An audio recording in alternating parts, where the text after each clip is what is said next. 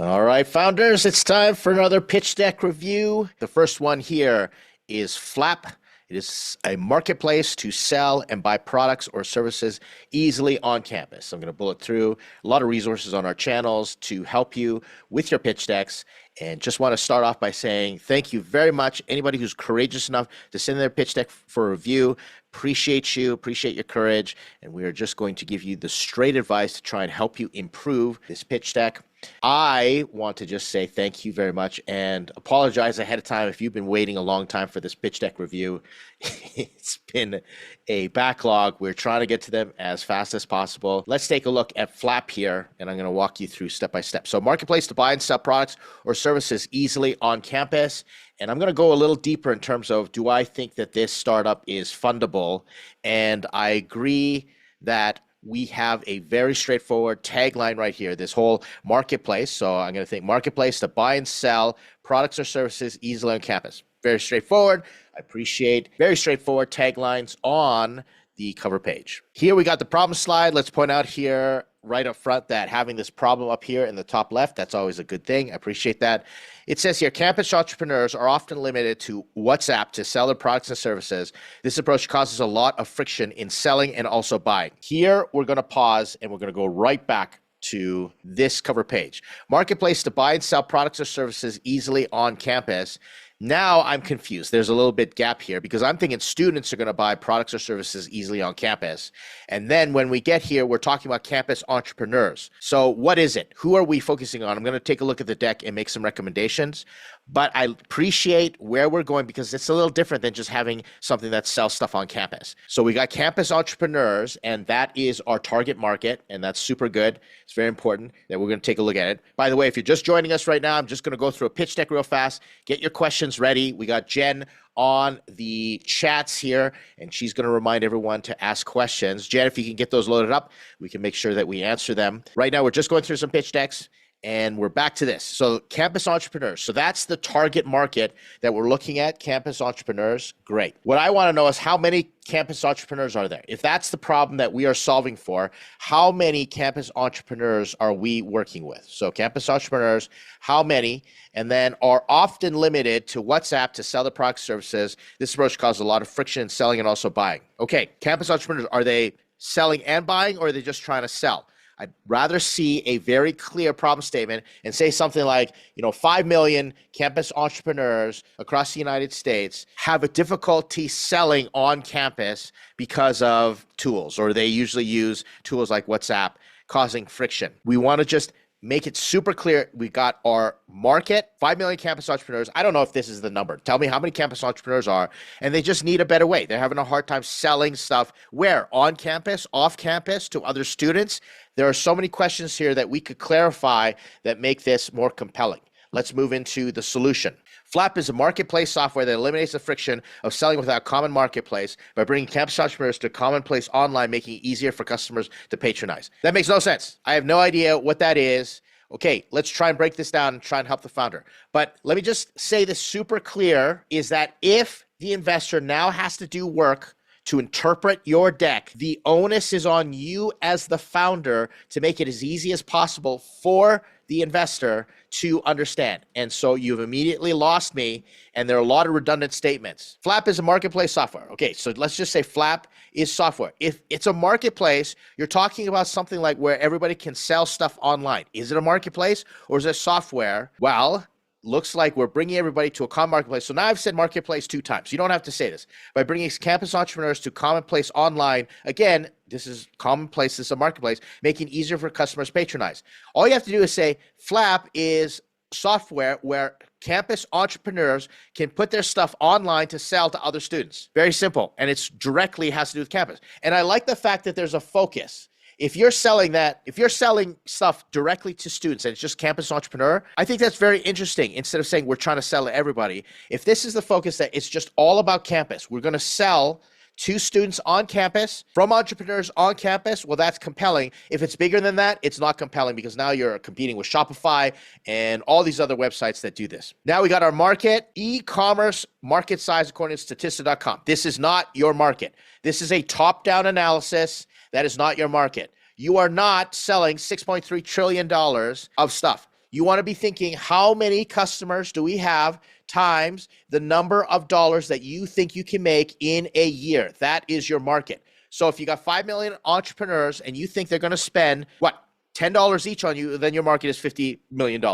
So learn how to do a bottom-up analysis. There are videos on my channel. We have videos all over the place. Learn the difference between a bottom-up, top-down, and a value theory analysis. That's super important. And once again, just want to remind everybody in the audience here, if you got questions, make sure that you ask them. I'll answer them in just a moment. We've got this market size. Let's go back to the drawing board and create a better market size. How it works. Flap empowers campus entrepreneurs to easily sell and manage products or services. Now, I want to know where. Are they selling them everywhere, etc.? So we've got step one. And I can see this was taken from some other pitch decks that I've featured and demoed, and I like this. So list, manage, and manage products and services. Find products and services, pay for products and services. Your favorite products and services in one place. This does not move the needle whatsoever. Here's why.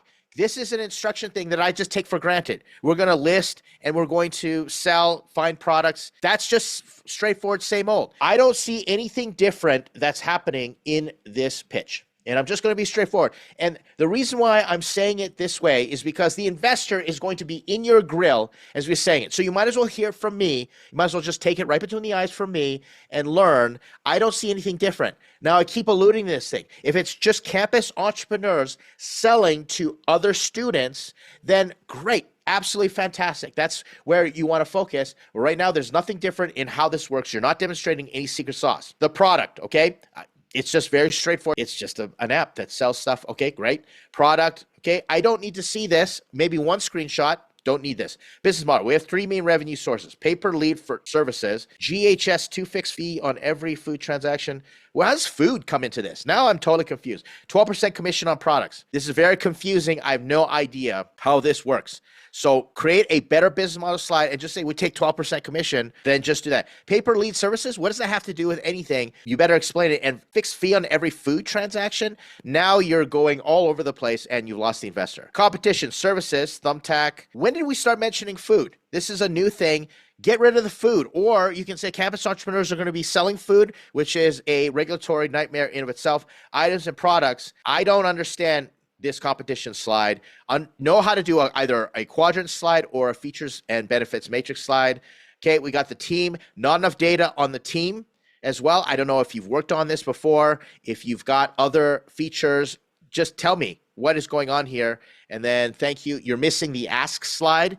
Is very important. So overall, this is my summary for this pitch deck. Flap.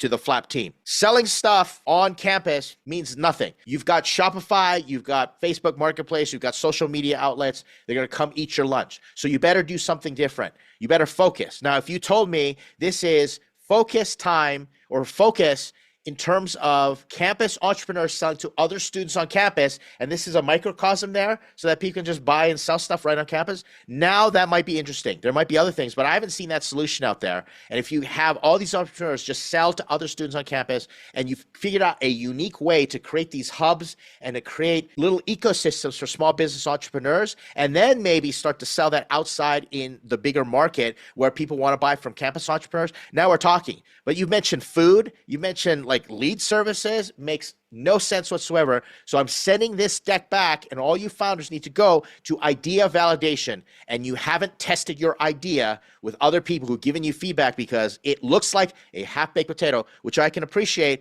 Go back to idea validation and figure that out. There's your pitch deck review. Appreciate you sending that in. If anybody's on YouTube watching this, like, comment, subscribe. Let these founders know any type of feedback or any suggestions. Be kind and appreciate the courage of sending that in. How do you split equity with co-founders and the team? We need to have a philosophical conversation about what that looks like. What is equity? Equity is the promise of future ownership, future, not current or past ownership. You have to understand, equity is what gets co-founders and team members working into the future. Therefore, if you are talking about equity, one of the easiest ways to solve the whole equity with co-founders and teams is to look up the concept of vesting schedules and cliffs. Let me define that for everyone. A vesting schedule is the amount of time that a co-founder or team member has to be involved in the startup, gainfully employed, before they can get their equity. And a cliff is the amount of time that they have to be involved before they get no equity. Here's how typically it gets set up. This is what I've done in the past.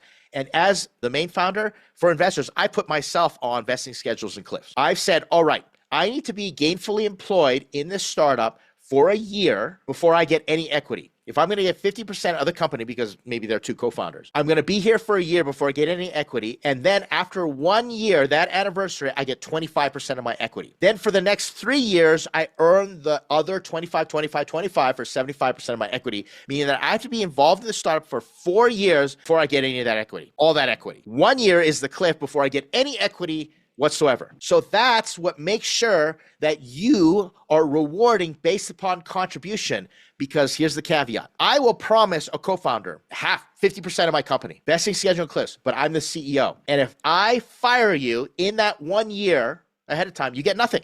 Get nothing whatsoever. So you're going to have to decide. And that puts all co-founders and team members to the test on whether they actually want to be involved or not. And we make the decision, do I see this person sticking around for a year?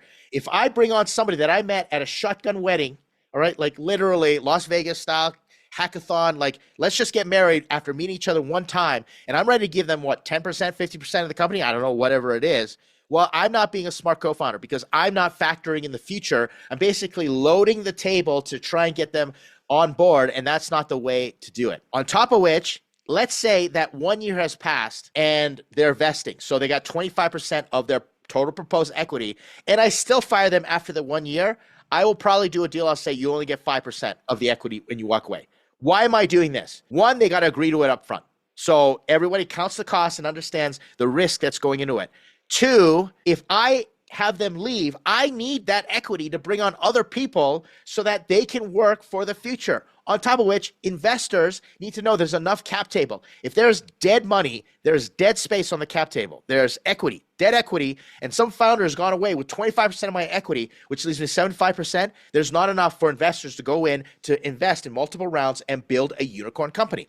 That's just simply what it boils down to. So you cannot mess around with that. And that's the reason that founders who are in, team members, have to understand. If I fire you and you leave, you are leaving the company in a spot where we can go work in the future, not based on all your past contributions. Founders that tell me, but Ed, it was my idea, and Ed, I put in all this. And I've run into problems with co-founders before. Some of the nastiest divorces that I've had with co-founders have been because co-founders have acted entitled. They've had this total entitlement attitude and say, I put in all this money and I put in all this time. It was my idea. Yet the startup hasn't gotten to product market fit.